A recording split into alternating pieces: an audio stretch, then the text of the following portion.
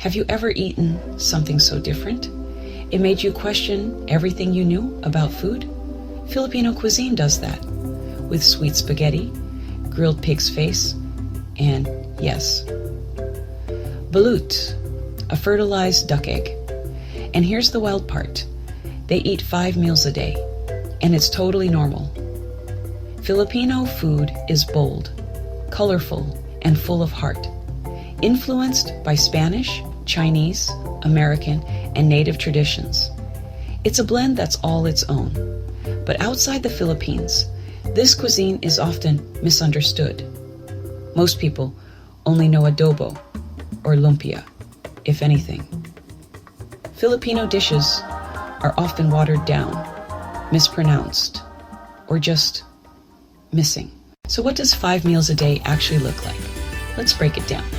Meal 1, almusal, breakfast. Garlic rice, eggs, dried fish, or pandesal with coffee. Meal 2, merienda, the mid-morning snack, maybe suman or taho. Meal 3, tanghalian, lunch, just a regular meal. Think of tinola or paksiw. Can be pork, chicken, or seafoods. And of course, rice. Meal 4, merienda again, yes, twice a day. Afternoon treats like halo halo or banana cue. Meal 5, hapunan, dinner, the big one. Adobo, kare-kare, sinigang, or any seafoods, and don't forget the rice. It's not about overeating, it's about pausing, sharing, and enjoying. The first time I tried dinuguan, I was nervous. It's pork stewed in pork blood, but the flavor, savory, sour, and oddly comforting.